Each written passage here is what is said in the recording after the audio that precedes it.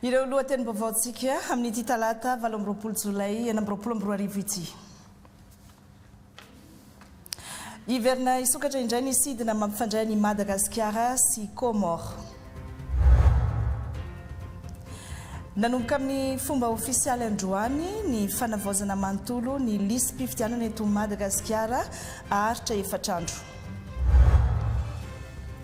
Efa miarindoha ny sehampiariana lavanila eto amintsika manomboka mipetraka amin'ny toerany ihany koa ny vidiny.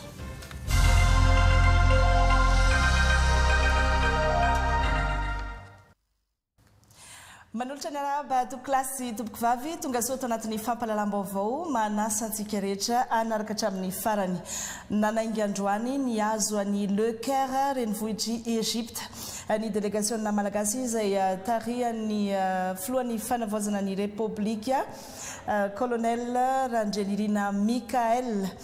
Fiara-miasa maro lafy no isokatra eo amin'ny Madagasikara sy Egypte eo ampiandrasana ny vaovao mikasika ny fahatongavany any Egypte sika zao efa eo ampikirakirana azy ny namana Babi Stéphane sy Mame Ravoavison izay miara-dalana amin'ny filohan'ny fanavaozana amin'izao fotoana izao hoentina amintsika eto amin'ny fampahalalam-baovao vantany vao tonga.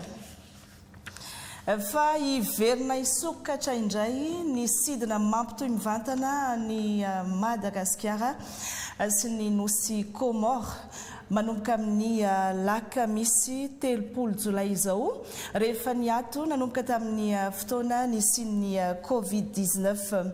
Vokatry ny fifampiresahana diplomatika teo amin'ny filohan'ny fanavaozana ny Repoblika Malagasy sy ny filohan'ny vondrona Comores no nafana namerina izay sidina Madagasikara Comores izay itombony sidina ary hoatsaraina ihany koa ny tolotra samy azo tombotsoa anatin'izany ny firenena rotonta. Antsarakoto manana sy fanirikely. Akoatran'ilay vol inaugural izay ho atao raha afaka pitso alakamisy 3 Jolay dia misy 2 vols par semaine zany. Ny programme misy miova kely amin'ny volana août septembre dia manomboka octobre hafa ihany koa le programme eo amin'ny 2 fréquences par semaine zany alakamisy sy sabotsy amin'ny voalohany dia avy eo misy ihany koa ny fréquence amin'ny andro alahady. Ny avion moa ATR ihany no misy hatreto aloha fa misy fikasana aka fiaramanidina hafa ambonimbony kokoa dia ny Boeing zany fa ny ATR aloha no entina manao an'ilay zotra io zany aloha amin'ny 2 fréquences par semaine. Ny teo aloha moa zany nanao an'ilay zotra raha tsy nanao tsony ny Air Madagascar dia ny compagnie hafa ny Kenya Airways ny compagnie hafa toy ny Ethiopiana ihany koa izay mitondra ny mpandeha tsy manao ny direct ny tombotsoa lehibe zany ho an'ny fifaneraserana eo amin'ny sehatry ny firenena rotonta sy ny mpanjifa dia ny vol azo lazaina hoe direct mandeha avy hatrany tsy mihodina lavitra fa manao ny escale technique eo Mahajanga dia tonga dia mandeha mankany Comores eo amin'ny tolotra izay omena ihany koa dia izay afaka miteny fa tsara lavitra noho izay tolotra omen'ny compagnie hafa manao an'ilay via no omena ny sehatra vol direct ity. Fanatsarana ny fifandraisana ara-diplomatika eo amin'ny rotonta vokatry ny fifampiresahan'ny filoha rotonta no ahafahana manokatra ity sidina mivantana ity hoy ny Masuvony Comores miasa eto amintsika. Un vibrant hommage à nos 2 leaders charismatiques, son excellence le président de la refondation de la République de Madagascar, colonel Michael Randrianirina, et son excellence Azali Assoumani, qui ont décidé de donner un nouvel élan aux relations fraternelles qui ont toujours existé entre Madagascar et les Comores. Ao anatin'izao fanavaozan'izao dia averina ho Air Madagascar indray ny anaran'ity kompani pitaterana nabakabaka malagasy ity Atsoatsy ka arahana fanatsarana marobe sy fanokafana sidina hafa hoy ny tale jeneraly. Evo efa fantatrao fa Atsoatsy hivadika à Madagascar enim-bolana nomeny filohan'ny ekipa dia tokony raha sitrapon'Andriamanitra tanteraka. Dia efa anteny amin'ny monsieur l'ambassadeur ihany fa ao anatin'ny logika marobe ny diaspora comoriana any Marseille dia ao anatin'ny logika zany dia anohitsy hoela ny compagnie Air Madagascar izy amin'izay fotoana izay dia anao ny zotra Tana Marseille dia avy any Marseille ndray tonga dia makao Moroni direct sika dia very Antananarivo. Eto koa ampahafantarina satria fandray amin'ny Chine avokoa ny firenena rehetra zao dia tsy ho ela ihany koa tsika dia ampifandray amin'ny manodidina satria ary Madagasikara ihany koa amin'ny Chine. Dia zay rehetrarehetra zay na zareo avao Comore raha zany dia mila an'izany ihany koa. Tamin'ity fionan'ity ihany koa dia nisy ny fifanaovatso ny fiara-miasa teo amin'ny groupe AFG sy ny Madagascar Airlines. Amin'ny alakamisy zao zany izay sidina makany Comore izay iaradia ao anatin'izany vol inaugural izany namana Antsy Rakotomanana hitatitra amintsika ihany koa ny vaovao. Lisitry ny mpifidy feno sy madio tsy misosoka natomboka tamin'ny fomba ofisialy androany ny hetsika fanavaozana manontolo ny listim-pifidianana manerana ny Madagasikara aritra efa-bolana zany hoe manomboka androany 20 Jolay ka hatramin'ny 4 Novambra 2020 teny amin'ny komuna Talata Volonondry no nanomboana ny hetsika tamin'ny ity androany ity ho an'ny faritra Nalamanga. Teny ihany koa Ijaona Dimilo Salama sy Joel Sarandriamparany nanao ny angom-baovao. Tsy ho azo ampiasaina intsony ny listim-pifidianana teo aloha ary tsy maintsy miroso amin'ny fanaovazana manontolo ny lisitry ny mpifidy isika eto Madagasikara. Ataorin'ny fanokafana ofisialy ny hetsika dia niroso avy hatrany tamin'ny fanoratana anarana ao anatin'ny lisitry ny mpifidy ireo olom-pirenena teto amin'ny komuna ny Talatany Volonondry. Misy fomba dimy no ahafahana manatanteraka izany. Voalohany ny fanantonana ny fokotany misy ny olom-pirenena tsirairay mitondra karapanondrom-pirenena ary misoratra anarana ao anatin'ny lisitry ny mpifidy. Faharoa dia isy ny fitetezan-trano ataon'ny voameram-panao fandrisana ny mpifidy eny fotony izay tariany lehibe ny fokotany sy ny mpiara-miasa aminy. Fahatelo ny fisoratana anarana anabaka amin'ny alalan'ny internet na amin'ny alalan'ny finday. Hiezaka ihany koa ny voameram-pirenena maleo tena sana ny fifidianana amin'ny alalan'ireo lehiben'ny fokotany sy ny voameram-panao fandrisana mpifidy eny fotony ary ho tompon'andraikitra eny anivony boriboritany izay hitety ireo toerana misy olona maro. Ary farany dia ireo zanaka feno 20 taona hanomboka hakakarapanondrom-pirenena eny anivony distrika na ny boriboritany dia efa ho voasoratra avy hatrany ao anatin'ny listim-pifidianana. Entitra ny filohan'ny voameram-pirenena maleo tena misanany fifidianana fa ny tanjona dia ny hananana listim-pifidianana feno sy madio. Izavy ary ireo afaka misoratra anarana ao anatin'ny listim-pifidianana. Tsy maintsy teratany malagasy, tsy misy teratany vahiny na olona efa tsy manana zom-pirenena malagasy intsony mbola tokony ho hita ao anatin'ny listim-pifidy. Faharoa, tsy maintsy feno 20 taona. Raha mahita zany ianao olona tsy ampy 20 taona na manana karapanondrom-pirenena azy mariko zay satria misy eto Madagasikara ny olona tsy ampy 20 taona kanefa no ny antony maro samihafa na fianarana na asa dia manana karapanondrom-pirenena izy. Rehetra manana karapanondrom-pirenena no afaka misoratra anarana ao anatin'ny listim-pifidianana fa tsy maintsy feno 20 taona ianao. Fahatelo dia tsy maintsy manana karapanondrom-pirenena. Tsy hoe akory rehefa feno 20 taona ianao dia mahazo hita ao anatin'ny listim-pifidianana. Fahaefatra dia olona mbola tsy voasazy, mbola tsy migaga na mbola tsy vezo no mididy tsara. Ary ny fahadimy ity ny zava-dehibe, tsy maintsy olona mipetraka eo amin'ilay fokotany. Natomboka androany araka izany ny fanavaozana ny lisitry ny mpifidy manerana ny Madagasikara ka ho an'ny faritra Nalamanga dia teto amin'ny renivohitry ny komuna ny Talatany Volonondry no nanatanterahana izany sady fotoana ihany koa nanentanana ny mponina. Antsoavy no atao amin'ny olom-pirenena rehetra mahafeno ny fepetra loany, indrindra ireo voafeno taona sy ireo vola tsy tafiditra ao anatin'ny lisitra mba hanantona ny toerana voatondro sy anatanteraka ny fisoratana anarana ara-taona. Aoka tsy hisy anao atsamana izany andraikitra izany. Averiko foana ny hoe ny olona iray voasoratra anarana anatin'ny lisitra ny fifidy dia ny firenena mandray anjara amin'ny fanorenana ny ho avin'ny firenena. manana andraikitra ny olom-pirenena hijery ny anarany ao anatin'ny lisam-pifidianana manana zo ihany koa ny olona tsirairay hijery ny anaran'ny mpiaramonina aminy mandritra ny 4 volana no hanatanterahina ity fanavaozana manontolo ny lisam-pifidianana ity ary ny 7 ny volana janoary 2024 no hamaranana vonjimaika ny lisam-pifidianana izany hoe ny 10 ny volana janoary no hamerenana izany eny amin'ny fokotany ho amarinina. Tsy andefitra amin'izay mety manao tandrevaka na osika mandritra ny fanavaozana manontolo ny lisitry ny mpifidy ny seni entitra ny fomba fiasa mba isian'ny fifidianana azo antoka mivoaka avy amin'ny safidy-bahoaka madio sy marina. Janona Dimilo Salama sy Joël Sandriamparaniany. Hoe lasa kolotsain'ny malagasy ny hoe tsy mahavoasazy ny fandika an-dalàna ara-pifidianana. Ka manomboka zao satria tsy maintsy misy fanombohana ny zavatra rehetra dia efa mampitandrina izay fa tsy fanarahan-dalàna ary mampigadra ary mahavery zo ny fandikan-dalàna atao amin'ny fandrafetana ny lisam-pifidianana. Zany hoe ny finiavana isoratra indroa na imbetsaka ao anatin'ny lisam-pifidianana dia mampigadra fandikan-dalàna ary mahavery zo.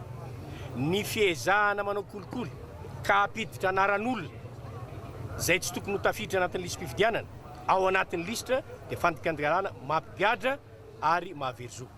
Ny fanatsoahana ny anaran'ny olona na tsy fanoratana ny anaran'ny olona zay tokony ho tafiditra ao anatin'ny listra dia fandikan-dalàna mampigadra ary mahavery zo. Ka ny seni dia tsy hijanona amin'izao fa raha mahatratra zay zany lehiben'ny fokotany ohatra na filohan'ny seni any amin'ny district na any amin'ny commune ka manao fampidirana mpifidy matoto na inscription na électeur fictif dia itory izay. Zay ny resaka fifidianana sy ny lisam-pifidianana manaramaso tsy tapaka ny fepetra sy ny toromarika ary ny fomba fiasa eo anivon'ny centre opérationnel anti-enlèvement na ilay antsotsika hoe fitoeram-pibaikona izay misahana ny resaka tsy fandriam-pahalemana amin'ny resaka fahaverezan'olona sy von'olona amin'izao fotoana izao eny amin'ny komissariat tsara lalàna ireo mpikambany gouvernementa izay voakasika ao anatin'izay nisy ny fidinana nataon'izy ireo maly ariva nahitana ny ministra ny folo alindany général Razafitombo Maminirina Eli, ny ministra ny filaminam-bahoaka ny inspecteur général de police Eric Michel ary ny ministra ny fitsarana Fanirso Ernaivo.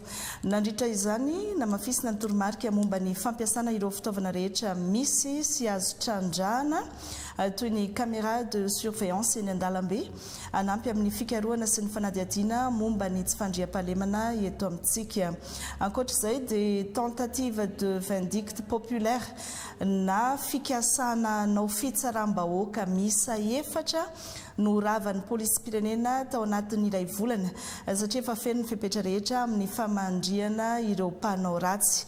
Nampahafantarina ireto mpikambana eo anivon'ny gouvernementa ireto ihany koa maly fa mijoro hiaro ny mpiray tanindrazana trano ny fanjakana ka manao antsoavo izy ireo amin'ny rehetra ho tony ary tsy salasala amplaza ny mpitandro ny filaminana izay akaiky indrindra na ny tompona andraikitra indrindra ihany koa ny eny amin'ny centre opérationnel eny tsara lalàna raha toa ka misy tranga mampiahiahy. Fa azo ny rehetra atao ihany koa ny miditra anatin'ny roan'ny polisy-pirenena mametraka fitoriana momba ny trangana herisetra mahakasika ny mahalasy ny mahavavy na ihany koa ny fampandrenesana momba na fahaverezan'olona sy resaka tsy fandriam-pahalemana eto amintsika ary afahana mifanakalo vaovao ihany koa io roa io misokatra tsy ankiato ity roy amin'ny sehatra nabaka ity fomba fiasa izay efa nisy teo aloha teo anivon'ny polisy-pirenena fanasiana fanavaozana mba hanafanganana ny fikarohana sy ny fanadiadiana. Maritra Markoto sy Rija Rakotso. Misokatra amin'ny fotoana rehetra ny roy ahafahana mametraka fitorohana momba ny herisetra menjady amin'ny mahalasy ny mahavavy afaka andefasana ihany koa ny fampandrenesana momba ny fahaverezan'olona. https www.vbg.fr .pn.gov.mg dia misy sokajy maro ny azo toroina ao anatiny fanorisorenana sy fandrahonana amin'ny internet na harcèlement en ligne. Famoahana sary tsy nahazoana lalana, herisetra ara-nofo sy fanararotana ara-nomerika, sextorsion, fanalambaraka ara-tserasera na diffamation en ligne, famoahana mombamomba manokana, divulgation des données personnelles, fanamboarana ny votoaty sandoka na hypertrissage na DIFPEC, herisetra ara-tsaina na violence psychologique, herisetra ara-batana, violence physique, herisetra ara-pananana, violence sexuelle, herisetra ara-toekarena, herisetra eo amin'ny ankizy, maltraitance d'enfant, ny fahaverezan'olona na ny fahaverezana zaza tafiditra ao anatin'izany ny variera. Atokisana ary mipetraka ho tsy ambaratelo ho an'ireo ianjadiany herisetra sy ireo vavolombelona manome angom-baovao. Ny fanomezam-baovao avy hatrany raha misy tranga miseho dia manampy betsaka amin'ny fikarohana sy ny fanadihadiana. Ny polisy-pirenena raha teo dia efa miroso amin'ny fanavaozana ny fomba fiasany. Dia manamafy ny fanoloran-tena ministera amin'ny filaminam-bahoaka amin'ny fanavaozana ny fomba fiasa sy ny fampiasana ireo teknôlôjia moderna mba hanomezana fiarovana mahomby ho an'ny olo-pirenena tsirairay avy. Mino izay fampifangaroana fahaiza manao ny mpitandro filamina, ny teknôlôjia ary ny fiarah-miasan'ny vahoaka no hanamafy ny fandriampahalemana sy hampiena ny herisetra ary ny tranga fahaverezan'olona sy fahaverezan-jaza eto Madagasikara. Raha misy olona na ankizy tsy hita dia tokony hampandrenesina avy hatrany ny polisy na ny gendarmerie. Fandraisana ndraikitraingana dia mampitombo ny fanentanana ahitana ny olona. Mba manantena antsika rehetra izay hiara-iasa mpitandro filaminana, ampiasa ampitandremana tambadrozotra sosialy ary tsy hanaparitaka vaovao tsy voamarina. Ny brigade féminine de proximité izay miasa andro manalina no miandraikitra ny roy ary marobe ireo sapandraraha eo anivon'ny ministera ny filaminam-bahoaka no misahana ireo fitorohana voaray. Zay ny an'ny polisy-pirenena, ny an'ny miaramila kosa indray nanainga androany. Ny andiana miaramila dimanjato isa iazo ny faritra Bongolava, Melaky ary Menabe. Anatanteraka fiofanana no sady anampy ireo poniny ny fotony amin'ny fandriam-pahalemana. Tsy mijanona anaty tobintsony ny fiofanana na ny recyclage ho an'ireo vao noraisina miaramila raikitra eo anivon'ny tafika malagasy. Fa tsy maintsy midina eny an-kianja avy hatrany izy ireo miofana sady mampiatra ny fiofanana no manampy ny vahoaka mazava ho azy mba ahafahana mampiakatra ny lenta sy ny fahaiza-manao ny tsirairay no anton'izay fomba fiasa vaovao izay. Griffine Bakoliniena. Izatra avy hatrany ny zava-misy eny an-kianja momba ny asa fitandrona filaminana sy fanampiana ny vahoaka mandritra ny recyclage ireto vao noraisina miaramila raikitra ireto. Ao anatin'izao fanavaozana izao fanamby ny tafika malagasy ny fananana miaramila vonona mendrika hiasa araky ny filany vahoaka sy ny fitiava-tanindrazana mba hanamafisana ny fiarovana anatiny sy ivelany. Tsy maintsy ampiakarina ny fahaiza-manao ny miaramila rehetra hitany misy fiofanana tsy maintsy atao tsy aty amin'ny tobintsony nanaovana azy fa avy hatrany dia any amin'ny sehatra zay mety hiasanareo raha pitso afakapitso any mianatra sady manao pratika no manao recyclage no manao mission misy tamberina ndraiky misy asa mivantana mitraika amin'ny vahoaka zany ilaina zany antopisetsika. Dimanjato ireo miaramila nandray faingana ny marena teo ho any amin'ny faritra andrefana Melaky. Ahitana ihany koa ireo dokotera miaramila izay sady toana ho an'ny mpiofana no anampy ny vahoaka ifotony.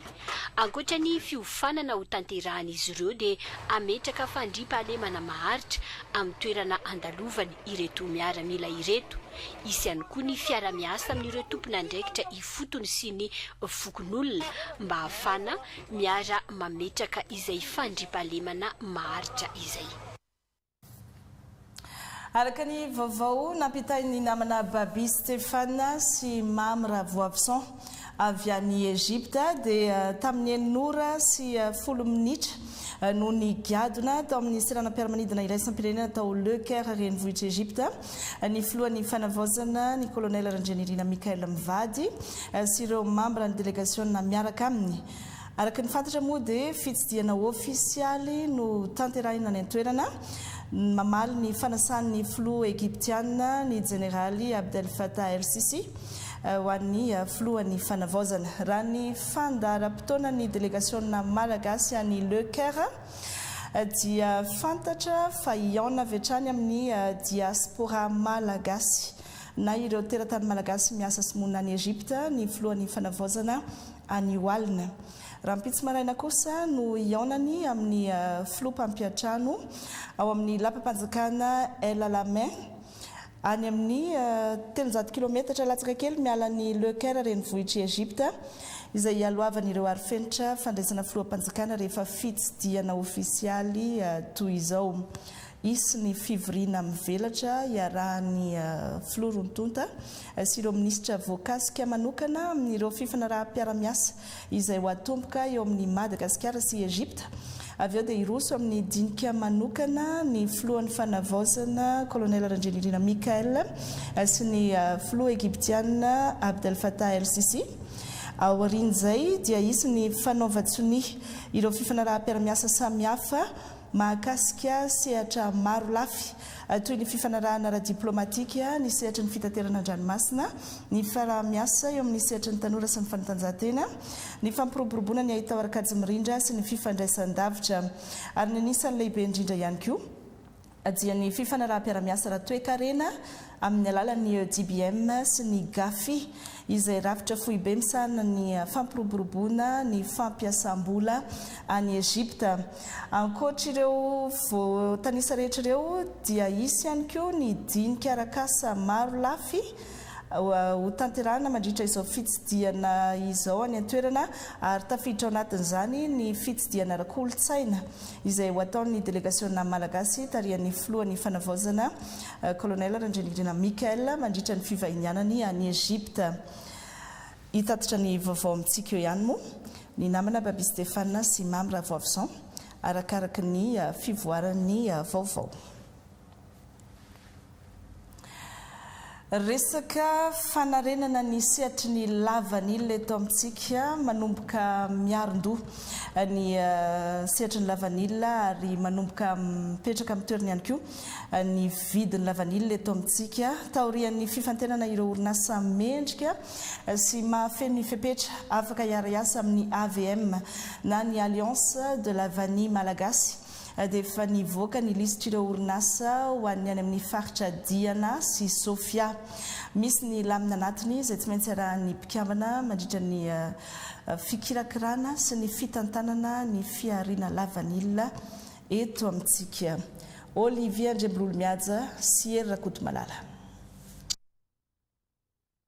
Any amin'ireo tantsaha manomboka izao ireo orinasa hiara-iasa amin'ny Alliance pour la Vanille Malagasy na ny AVM. Io no antoka hahasoa mivantana ny mpamokatra sy apietsika indray ny tsena. Araka ny fanapa-kevitra niraisiny teo anivony filan-kevim-pitantanany AVM dia ny 700 vola azo avy amin'ny fanondranana dia hatokana hividianana lavanilina voakarakara mba hampiana ny tahiry misy amin'izao fotoana izao. Ny 500 kosa atokana ho amin'ny fanatsarana maharitra ity sehatra ity toy ny fanatsarana ny kalitao, ny laboratoire, ny fanaraha-maso ary ny fototra-fitrasa. Ny 500 ambiny kosa ho amin'ny fampandehanana ny AVM. Taorian'ny antso fanehoana fahalinana sy fifantenana ireo orinasa mendrika dia efa nivoaka ankehitriny ny fifanarana ho an'ireo orinasa afaka hiara-iasa amin'ny AVM ho an'ny ao amin'ny faritra Diana sy ny ao Sofia. Ny any anivon'ny faritra Sava, Alaotra Mangoro, Anosy sy Atsinanana kosa dia eo am-pifidianana an'ireo izay afaka misitraka izany.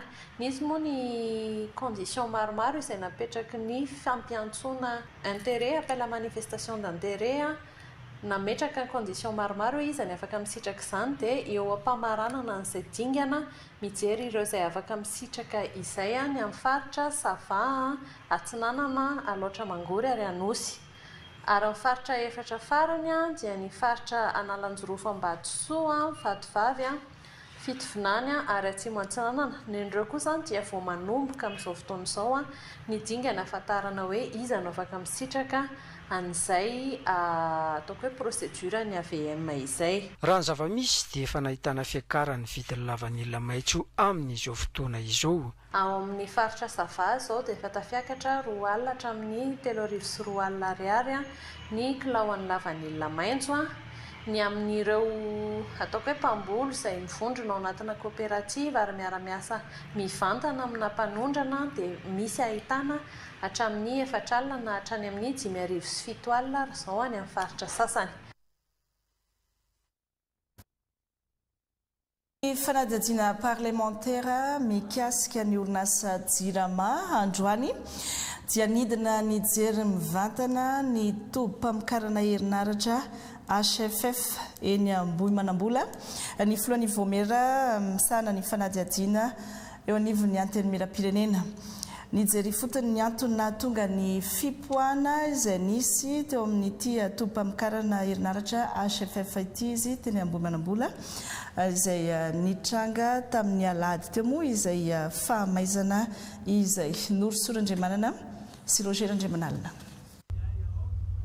Ao anatin'ny fanadihadiana tanteraka momba ny fitantanana ny orinasa Jirama ny mpikambana ao amin'ny voamieran'ny fanadihadiana eo anivon'ny anteny miram-pirenena amin'izao fotoana izao no nitranga ny fipoana teto amin'ny tobim-pamokarana herinaratra HFF Ambohimanambola ny alahady lasa teo.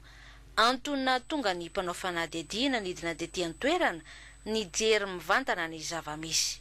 Tao anatina fotoana 2 herinandro zay no efa nanaovanay fanadihadiana dia efa nahasapahanay zany fa misy ireo zavatra fifanarahana magnambaka fifanarahana tsy voajery mihitsy ny tombontsoan'ny fanjakana ny Jirama ny vahoaka malagasy. Ny zavatra nitranga aty zao dia somary taitra ihany agnay dia zay ny antony hahatongavanay eto. Ny faharoa mba hanehoanay mampiseho firaisan-kina amin'ny mpanatanteraka gouvernemanta zany ny avy any amin'ny président zany satria ireo ny tena tompona andraikitra amin'ny vatana. Ary ny farany angambany ny antony hahatongavanay eto dia te hahita maso zany. Dia io moa zany mahita maso tokoa ny fahamaizana misy eto satria ao anatin'ny vanim-potoana anaovana enquête parlementaire agnay mahakasika ny fitantanana ny Jirama zany.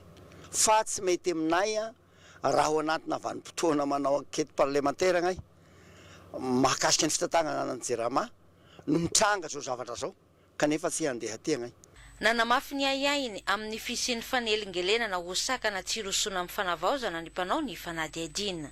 Sika raha fa isafidy hanao fanavaozana hanao fanovana dia mety mitranga ny zavatra hanahirana antsika. Zay nefa tsy tokony hemora antsika amin'izay fanovana na fanisiana tsy maintsy ataontsika amin'ny firenentsika. Zay ngamba ny tena hafatra lehibe ho ny vahoaka malagasy amin'izao. Araka ny efa fantsika moa zany fa nanao fanambarana ny DG ny Jirama dia nilaza izy hoe misy ny ahiahy zany amin'ny zavatra mitranga. Dia zay koa moa gaga amin'ny hoe tena kisendrasendra ve ao anatina vanim-potoana anaovana enquête parlementaire no mitranga zao. Tobim-pamokarana herinaratra ny orinasa Henri Fraise ity niteraka fipoana ny alahady lasa teo ity. Izy ity moa zany centralan'ny orinasa Henri Fraise teo aloha izay efa tsy miasa tsony fa kosa mbola misy disjoncteur 20 000 volt ao izay manome angovo manazava ny toerany ety sy manome chargeur amin'ny batterie sy isan-karazany. Dia ny alahady teo moa zany nisy firehetana tato amin'ity centrale ity dia noho izay firehetana zay dia araka nitatsika zao io ambony io ny réseau any avy any Andekaleka dia tsy maintsy najanona ny centrale rehetrarehetra zany mba ahafana namono ny afitato sy tsy ampididoza ny réseau dia zay ny zava-nisy tety. Ny akoatr'izay mbola mandeha ny fanadihadiantsika hoe inona ny mety nahatonga azy ny hevitra be da be ny ao an-tsaina be da be fa hatreto aloha dia mbola ao anatin'izay fanadihadiana izay tsika. Efa nisy nidina tety an-toerana ihany koa ny mpitandro filaminana nanao ny fanadihadiana vantany vao nitranga ny fipoahana. Raha ny enquête efa nataon'ny gendarmerie teto dia nisy fipoahana tety amin'ny manodidina zany tamin'io alahady alina io dia rehefa avy nisy fipoana dia nisy tselatselatra be teto amin'ity sous-station ty a dia niaraka ato amin'izay a nisy firetana tato anatin'ny central tato anatin'ny sous-station ny Henri Fraise ny nahatonga azy a mbola eo mpanovana fanadihadinitsika. Naharitra ora iray ny asa famerenana amin'ny laony ny fahatapahana tamin'ny fotoana io araka ny fanazavana ihany raha toa ka 30 minitra ny faharetany araka ny tokony ho izy. Mbola hitoetra ny fanadihadiana ara-teknika ahafahana mitondra fanazavana ny antony fototry ny firetana. Eo amin'ny resaka tontolo iainana nanao tatitra ny nampiasana ny fandoavam-bola voalohany amin'ny tambem-bidy carbone araka ny voafaritra anatin'ny didy mpitondrana milaza izany ny mpandrindra ny tetikasa Red Plus misy ihany io vola io ka tokony ho hita mivaingana sy azo tsapahin-tanana ny vokatra hoentitra amin'ny fanarahamaso ireo tetikasa efa vita sy andalam-panatanterahana ny fanjakana malagasy raha ny falandresaka nataon'izy ireo tamin'ny mpanao gazety androany. Keita Revila. Maheriny sy mampitelopolo lavitrisa ariary ny fandoavam-bola voalohany azo tamin'ny tambem-bidy carbone izay voafaritra ao anatin'ny didy mpitondrana laharana 7,720 bara 420 momba ny varitra crédit carbone PREA Red Plus efa voazara amin'ireo commune miisa 720 ao anatin'ny faritra enina manana valan-javam-boary 420 ny vola ka araka ny didy mpitondrana dia 900 amin'ny vola dia natokana ho amin'ny asa fitantanana sy ny fanaraha-maso ary ny 900 kosa dia notsonjaraina ho amin'ny asa fiarovana sy ny fampandrosoana eny fotony miainga avy amin'ny hetahetan'ireo commune tsirairay ary ny raha nanamaritra tamin'ireo ponina. Raha io programme PREA io dia efa misoratra tsara ao anaty fifanarahana ara-paritra mihitsy hoe 10 millions de tonnes équivalent carbone no amidin'i Madagasikara amin'ilay mpividy izay voalaza teo. Misy fandrefesana no zany tsy maintsy atao satria rehefa hivarotra zavatra tsy maintsy misy zavatra ao amidy dia izay atao hoe réduction d'émission zay zany ilay amidy ny fahafahan'ilay ala mitrokan'ilay carbone dia izay zany ny fanarahana hoe 10 millions de tonnes équivalent carbone ary $5 ny tonne. Izany hoe raha ataontsika zany ny kajy dia tokony amin'ny 50 millions de dollars ho an'ny Madagasikara zany ny programme. Raha araka ny fifanarahana ara-barotra hatrany dia hitsinjara telo ny fandoavam-bola amin'izay famarotana izay fa tsy maintsy misy fandrefesana aloha atao. Izay ilay fandrefesana hoe tena mitroka carbone tokoa ve ilay ala dia misy fandrefesana intelo zany no atao ao anatin'izay rehetrarehetra izay. Ny tiana ho ambara koa zany hoe raha mandeha zany ilay fandrefesana ka sanatria tena miakatra be ilay taux de déforestation dia tsisy ninao amidintsika zany eo fa tsy maintsy misy ala zany eo nitrokan'ilay carbone vao afaka mamaritra an'ilay izy tsika. Araka izany dia hoentitra ny fitsiriana sy ny fanaraha-maso ny fampiasana ny vola eo anivon'ireo commune misitraka. Efa ny fampiresaka zany izay amin'ny tompona andraikitrisana ambaratonga na atao MED na MEF na amin'ny MID fa efa tonga daholo zany ny volan'ireo 119 commune reo. Avy eo matoa tonga tany aminazy ny vola dia efa nanao plus izy izay zany hoe io vola io zany efa misy plan d'utilisation hoe reto ny anaovana anazy. Avy eo kosa arakarak'ilay afaingana piasan'ilay commune amin'izay zany rehefa avy eo hoe hatraizany vitany hatraizany tsy vitany dia izay zany efa ezahana anaovana suivi sur le terrain any ao aorianan'ireny misy mpampaneny lakolosy ireny. Miara-miasa amin'ny fanaraha-maso sy ny fampiasana ity vola ity ny ministera ny tontolo iainana sy ny fandrosoan'olo fanjafy, ny ministera ny toe-karena sy ny fitantanam-bola ary ny ministera ny adi-tany sy ny fitsinjaram-pahefana.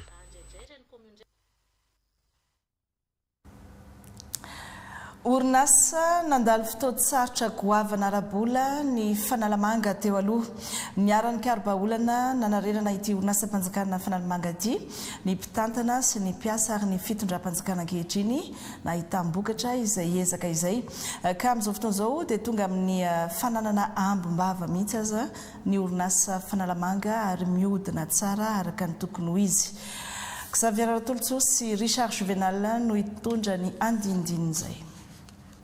raha fahasahiranana arabola no ny ainan'ny orinasam-panjakana fanalamanga nandritra ny taona maro ankehitriny manana ampimbava mitentina 2 milliards 400 millions d'ariary no ao anatin'ny kitapom-bolany taorian'ny iraka nampanaovany fitondram-panjakana fanavaozana tariany filoha ny kolonel Randrianirina Mikael ny tale jeneraly mpisolo-toerana 7 volana lasa no nazahoana io vokatra voalaza io. Lesoka maro no hita tao anaty fanadihadiana izay natao ka fotoana fohy adiaoriana dia manomboka misongadina ny vokatra. Ankoatra ny fanarenana ara-pitantanana ny ala sy ny fampidiram-bola dia olana iray miteraka fahavoazan'ny orinasa ny ady mangatsika teo amin'ny samy mpiasa ka nahatonga ny tale jeneraly ny fampiresaka tamin'ireo sokady samihafa ahafahana mandravina ny disadisa. Sakana lehibe tsy nazahoantsika vokatra tsara hatramin'izay ny ataontsika hoe mizana tsindrini lazay natao ny mpitantana ka zay disadisa misy nateraka zay mizana tsindrini lazay no niezahana zany naravina. Nandritra ny famaranana amin'ny fanofanan'ireo garde forêt mpiaro sy mpikarakara ny ala no nanaovana ny hetsika fampihavanana teo amin'ny fianakaviam-be ny fanalamanga izay nimpanjinana ny tara-kevitra manao hoe fihavanana, fiombonana, firaisan-kina ary fifankatiavana ka nandritra izany namaliny ny tale jeneraly ny fangataham-piasa amin'ny fampiakarana ny karama farany ambany hotely etsy Ariary. Teo ihany koa ny fanomezana ireo tombontsoa samihafa sy ny fijerena ny lafiny sosialy. Fantoka amin'ny sosialy piasitsika zao efa misy fiaraha-miasa amin'ny inspection du travail zay nafahanay koa zany manarina mampitovy lentany fiaraha-miasa rehetrarehetra tsisy mahazo tombon-dahany intsony ka hoe ny sasany mahazo karama na ataontsika hoe traitement moapampana. Manohana ny ezaka ataon'ny orinasa ny fitondram-panjakana ka nandritra ny fankalazana ny 10 taona ny orinasa volana vitsy dia omby iray no natolotry ny filohan'ny Repoblika amin'ny fanavaozana tamin'ny alalan'ireo mpanolontsaina avo telo mirahalahy raha omby iray hafa ihany koa no nampanatenainy ny tale jeneraly. Nambaran'ny sekretera jeneraly amin'ny ministeran'ny tontolo iainana tonga teto fa zava-dehibe amin'ny fampandrosoana ny orinasa izao dingana vita izao ary ho avy hitondra ny anjara birikiny ihany koa ny ministera. Ao ministera ho atsika tsirairay ho isy fanorenana maharitra an'ilay fihavanana sy le firaisan-kina anatin'izany ny ametrahana rafitra mivoy mitily ary manaramaso le fahombiazana efa tanatsika tsy araraka atsika antany. Afa-po tamin'ireo ezaka nataon'ny mpitantana ny orinasa sy ny fitondram-panjakana amin'ny piasa ireto farany izay resy lahatra amin'izao fanavaozana atao eto amin'ny orinasa izao. Satria tombony anay ny fandrosoan'ny orinasa ka raha ohatra ka hoe zavatra ampandroson'ny orinasa dia vonina hatrany zay hiara-iasa amin'ny andriamatontale jeneraly. Hetsika maro samihafa mitorony tara-kevitra izao ny safidiana na rahina fiaraha-mizara nofokena amin'ny tampim-pihavanana no nanafanana ny lanonam-panamafisam-pihavanana ary tsy nohatonoiny rehetra ny manokana iray minitra ho fiaraha-miory no ireo tranga vonin'olona misy eto amin'ny firenena izay nanehoana firaisan-kina ihany koa. Ny tantsasy ny tontolo ambanivohitra olana matetika ny tsy fihainoana azy ireo ka mahatonga sakana amin'ny fampivoarana ny famokarana eto amintsika. Izany indrindra no viana entin'ny fikambanana tantsahatra ny fampandrosoana na ny tafa izay napetraka tamin'ny fomba ofisialy tao Ampary any amin'ny distrika ny Soavinandriana any amin'ny faritra Itasiny isantarana ny fanatanterahana izay viana izay. Mamso Hortensia. Anisan'ny ankina ny fampandrosoana ny firenena ny fampivoarana ny tantsaha. Tsy misy fampandrosoana maharitra raha tsy miova ny faripiaran'ny tantsaha maro anisa eto Madagasikara. Izany indrindra no nijoroany tafa any amin'ny faritra Itasy mba ho atao fitaratra amin'ny fampiroboroboana ny toe-karena eny amin'ny tontolo ambanivohitra. Izay sehatra ahafahan'ny tantsaha maneho ny heviny mitondra ny hevitra ary tena hoe andeha ho any amin'izay lafiny fampandrosoana ny tontolo ambanivohitra sy ny fampandrosoana ety foton'izay. Distrika Miarinarivo izay tena manana tantsaha tahaka n'ireo Soavinandriana sy Arivonimamy dia tena miandry fotsiny ny fananganana azy amin'ny fomba ofisialy satria ireo tantsaha maro be izay mazoto miasa ary manana maha izy azy no hivondrona atao anatin'ity fikambanana ity hanaovako fanahitana ihany koa ho antsika menakavy amin'ny distrika Miarinarivo mba hanambatra ny hery ho amin'izay tena fampandrosoantsika ny tontolo ambanivohitra izay. Business zany no apetraka ho an'ilay tantsaha. Ny tafa zany manomboka eto dia hery lehibe iray resaka tantsaha no atao tsy maintsy hiainoana eto amin'ny firenena satria manana ny force amin'ny mahatantsaha azy maro anisa izay. reny ny fanomboana teto ampary fanomboany ihany tsy maintsy natao teto ampary le izy no ampary manana an'izay potentialité agricole zay tazy tsy mitovy amin'ny fikambanana hatramin'izay ty fikambanana ty raha ty fikambanana ty dia miainga avy aty fotony amondrony ny aty fotony ary miaino andreo feo andreo le tatsavy aty fotondreo tatsa samy tatsa no miresaka dia zay no mahatonga misy fandrosoana lehibe fikambanana tantsahandry ny fampandrosoana tafa najoro tao ampary ao anatin'ny distrika ny Soavinandriana ny faritra Itasy izay manana ny lazany amin'ny setry ny fambolena ny fiompiana trondro ary ny fizahatany teknika sy fitaovana sisa no anohanana ny tantsa izay mivondrona ao anatin'ny fikambanana. Izy io dia association entinay hitondrana ny hevitry ny tantsa izay hitondra fandrosoana ho an'ireo tantsa ireo dia efa namatsy biby fiompy, masomboly, zezika ary tsy adino ihany koa ny ady izay efa nentina teo anatin'ny fitondram-panjakana mijoro izay nafana namatsy masomboly sy fitaovana hoentina amokarany tantsa. Araka izany ny fanohanana ny tantsa sy ny fampitomboana ny vokatra no anisan'ny lakile ny fampandrosoana ny firenena. Tsy mila fanovana fomba fiasa ho an'ny tantsa, afa fanatsarana sy fanohanana no apetraka. No mafison'ireo mpamorona ny tafa fa tsy tokony atao fitaovana politika ny tantsa fa omena sehatra sy fanohanana ahafahany mandroso. Atao faritra fitaratra amin'ny fampiarana ny tetikasa ny tafa ny faritra Itasy. Miantoka ny 10% ny fahombiazan'ny tanora aorian'ny fahazon'ny mari-pahaizana baccalauréat ka tongavany any amin'ny sehatry ny asa ny fahaizana misafidy izay lalam-piofanana oratovina. Manementarana azy ireo sy manoro lalana amin'izany ny tompona andraikitra eo anivo ny faculté ny EGS eny amin'ny anjerimanontolo eny Ankatso sy ireo avy amin'ny sehatra tsy miankina isy ny varavarana misokatra ho atao eny Ankatso manomboka amin'ny alakamisy izao misokatra ho an'ireo rehetra izay vao avy nanala baccalauréat rehetra teo moa izany mazava ho azy. Olivier Andremlolo miaja. Fitariana ny tanora mba hahay ametraka safidy eo amin'ny lalam-piofanana harainy no antony nanaovany ireto tompon'andraikitra ato amin'ny faculté ny EGS. Il est éduqué journée de la faculté EGS et des partenaires.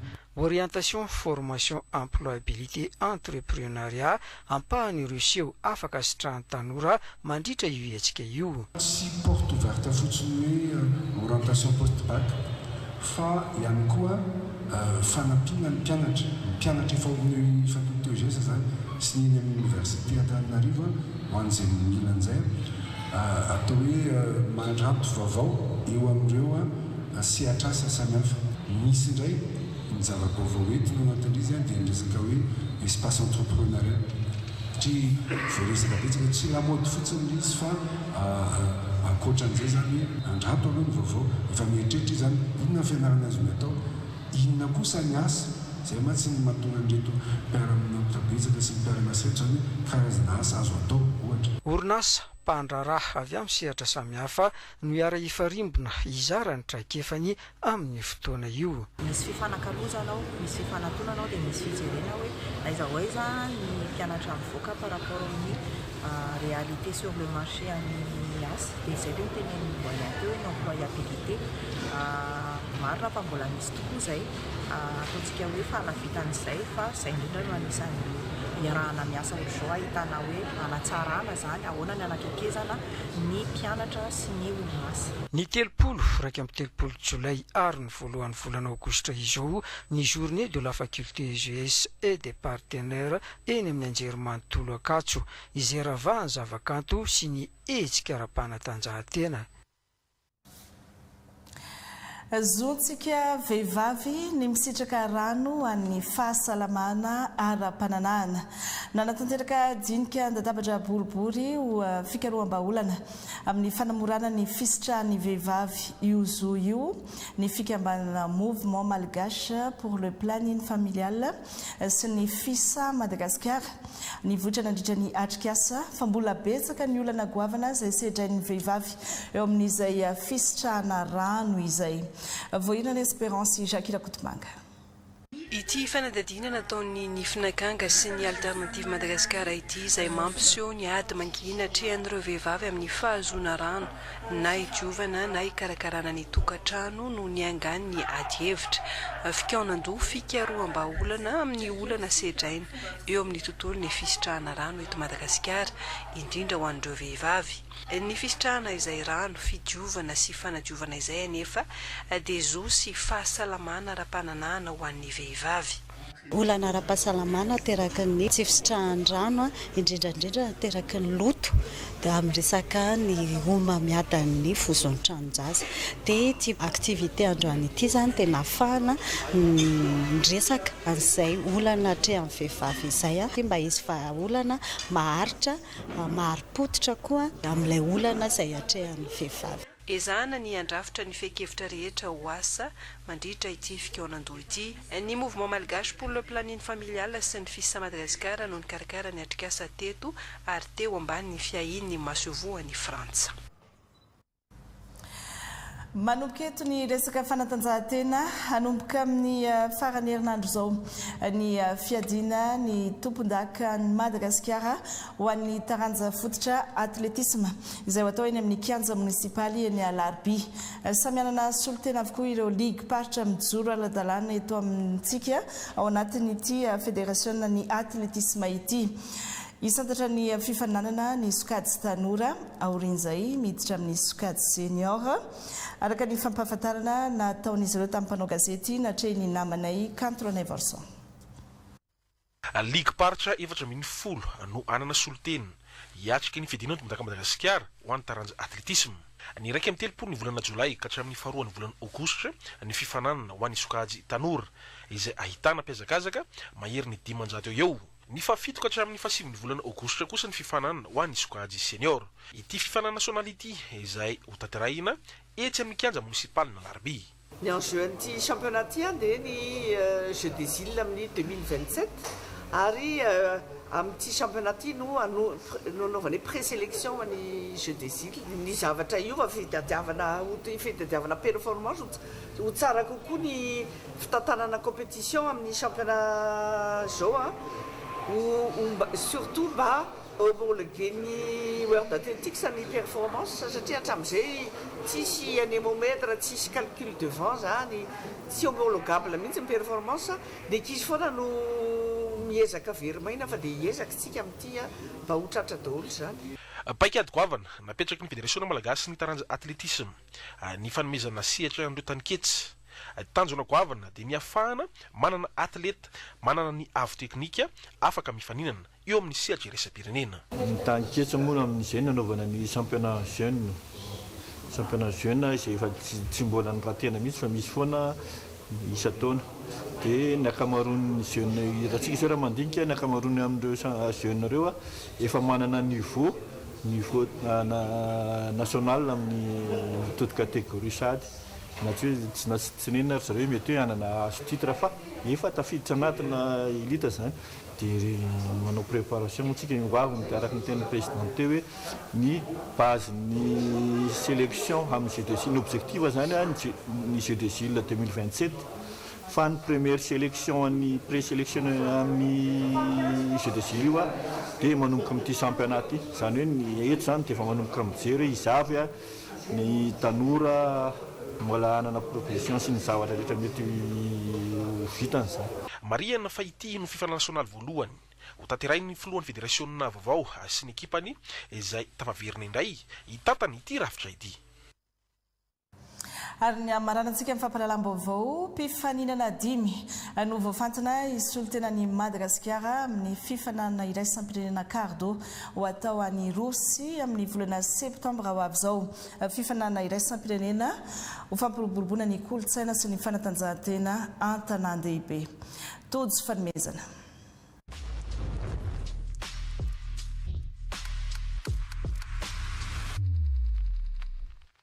Efa fantatra kehitriny ireo solotena 5 hiaro ny voninahitry Madagasikara amin'ny fifaninana iraisam-pirenena cardo 424 ho atao any Rosia. Izy ireo no voafantina isolotena ny firenena amin'ny sokady burkina, rap ary DJ taorian'ny dingana nasionaly no tanterahana teto Madagasikara.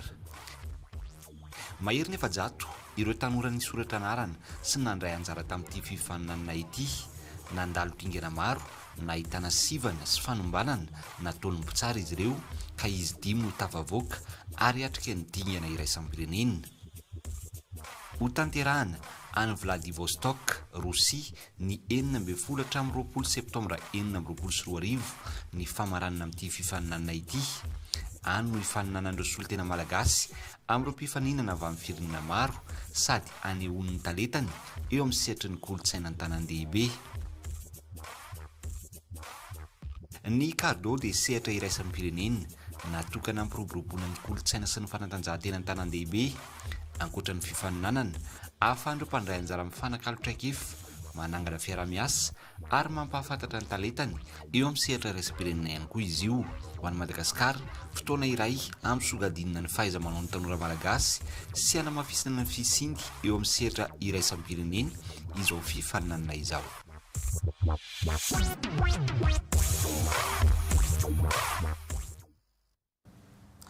Misaotra antsika rehetra nanaraka ny fampahalalam-baovatra amin'ny farany, misaotra ny ekipa rehetra ihany koa. Rampitsondray mirary sorto klasy Tobokivavy.